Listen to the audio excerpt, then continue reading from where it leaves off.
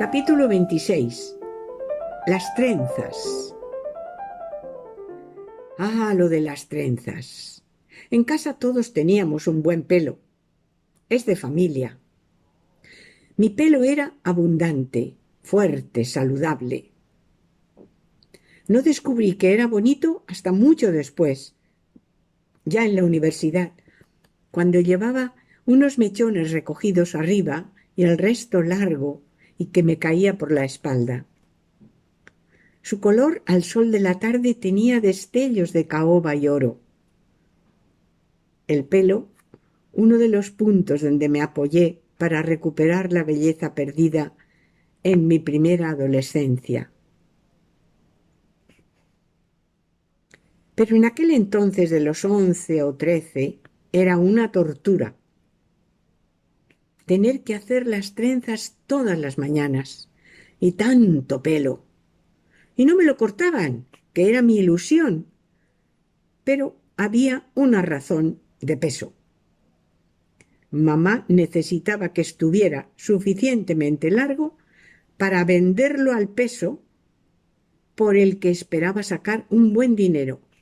Así que allí estaba la gallina de los huevos de oro, o sea, yo y mis coletas, soportando un caos interior hecho de rebeldía, confusión y desvalorización.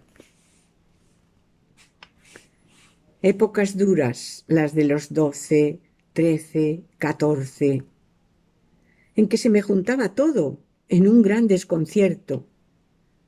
Enfado, mal genio, el tormento de tener que estudiar sin entender nada, hasta en el verano para recuperar las asignaturas en los exámenes de septiembre, teniendo que llevar el abrigote heredado,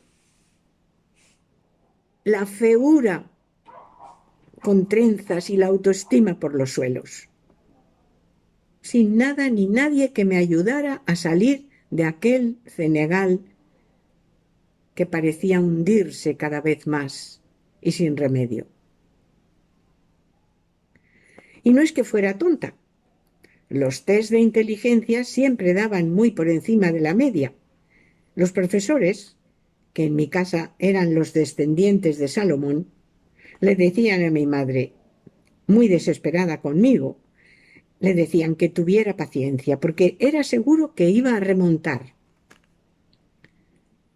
Ya he dicho que para mamá lo de los estudios era primordial, junto con lo de la salud. Así que si los profesores le pedían que tuviera paciencia, mamá arrostraba con lo que fuera menester. En realidad mi madre me estudió estos primeros años del bachillerato.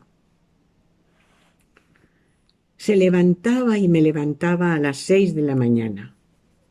Me hacía un chocolatito caliente. Encendía una lamparita o un quinqué de aceite que se llamaba capuchina. A esa hora había restricciones de luz. Y nos sentábamos las dos a estudiar. Ella me lo leía, me lo explicaba, me lo hacía leer, me lo repetía, me lo hacía repetir, y así hasta el infinito. Vamos, nena, otra vez. Ahora tú. Dímelo a mí. Ale, no te distraigas. Vamos, cariño, que ya nos queda poco. Supongo que para mamá aquello tenía que ser durísimo. Desesperante, más bien. Pero nunca me lo dijo. Y si lo hizo, no ha quedado en mi memoria. Lo hacía como si fuera lo más normal del mundo. Pero no lo era. Al menos para mí.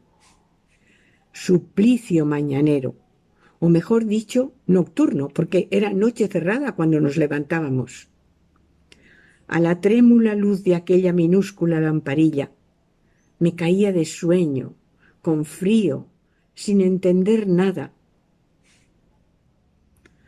Así transcurría aquel tramo de tiempo suspendido entre la noche y el día, esperando que amaneciera para desayunar e ir al colegio.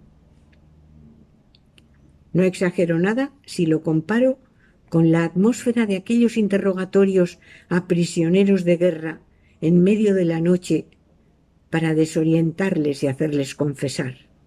Así me sentía yo. Creo que lo único que me hacía no sucumbir era aquel cariño y dedicación de mi madre y su terrible determinación por los estudios, que era indestructible. Alguna vez estos denodados esfuerzos daban un resultado positivo. Recuerdo que una vez antes de entrar en un examen de matemáticas, en los exámenes de septiembre, mamá estaba allí conmigo y me preguntó el área del trapecio.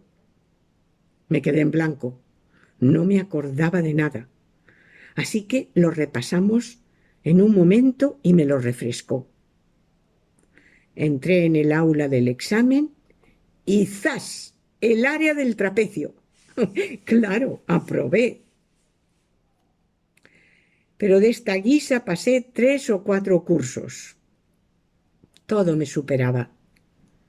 Mi gran sueño era dejar de estudiar y ponerme a fregar suelos por las casas. Cualquier cosa me parecía más deseable y llevadera que aquello. Incluso fregar suelos por nada. Me estoy acordando, cuando ahora paso por la Puerta del Sol, me viene aquel sueño que tenía yo de pequeña, con unos 7 u 8 años. Salía del metro y veía aquellas preciosas losas grandes, tan sucias y churretosas, aquel espacio inmenso, y pensaba, oh, sería fantástico lanzar una enorme bayeta nueva chorreando. La fregona aún no se había inventado y se hacía todo de rodillas, que era como las mujeres limpiaban los suelos. Y echar la bayeta, pasarla una y otra vez hasta que aquel gran pavimento quedara reluciente, resplandeciente, brillante, luminoso, cegador. Utilizando una frase de mi tata para expresar el colmo de la limpieza, decía, es que se pueden comer sopas en el suelo. Pues así me gustaba a mí pensar que yo podía dejar la Puerta del Sol de Madrid. Ya se ve que ya desde chica la pasión por mi pueblo era bien notoria. Una vez mostrado ese panorama tan desolador, volvamos al momento del inicio del cambio, cuando quedé libre de las coletas. Por fin llegó el gran día, el gran esperado día. Mamá había decidido que ya era el momento conveniente en que el crecimiento de las trenzas había alcanzado su propósito. Ya me llegaban hasta más abajo de donde la espalda pierde su casto nombre, y debían de pesar el kilo. No recuerdo cuánto le dieron, pero fue un buen pellizco para nuestra economía. Estamos llegando a la peluquería. Me palpita el corazón. Por fin me voy a ver libre de semejante carga. Como si de un maleficio se tratara, pienso que al cortármelas no solo me voy a ver libre de esas trenzas, de su peso, de su dominio sobre mí, sino que va a volver a mí la belleza, la gracia, el buen humor y hasta las buenas notas. ¡Qué hermosura, doña Paulita! ¡Qué precioso pelo tiene esta niña! ¡Y qué sano! De aquí nos van a salir muchísimas pelucas y postizos y extensiones. Vamos a empezar. Cortemos. ¡Qué buen pelo! ¡Qué fuerte! ¡Qué abundante! Así da gusto. Se lo voy a dejar bien rapadito. Nos interesa aprovechar al máximo. El cómo quedara yo daba un poco igual. Dicen que ya crecerá, porque ahora lo importante es que pese mucho. A más peso, más dinero, está claro. No quedó de todo mal el corte. Aún me sentía rara, no me reconocía, pero enseguida me empezaron a decir que me parecía a la protagonista de Lili, a Leslie Caron, que a mí me parecía preciosa. Y no sé si este fue el principio de la ligera recuperación, pero empezó una leve autoestima. Parecerse a Lili ya era un sueño. Más tarde, alguien me decía que les recordaba a Cigliole Cinquenti, la italiana que nos enseñó a cantar en su idioma Nonoleta, Nonoleta, per amarti. Aunque mi ideal hubiera sido parecerme a Jean Simmons. Su atractiva delicadeza, su dulce rostro. Recuerdo la película Horizontes de Grandeza. Me parecía el colmo del encanto y de la belleza. Era como yo deseaba verme, o más bien como deseaba que me vieran.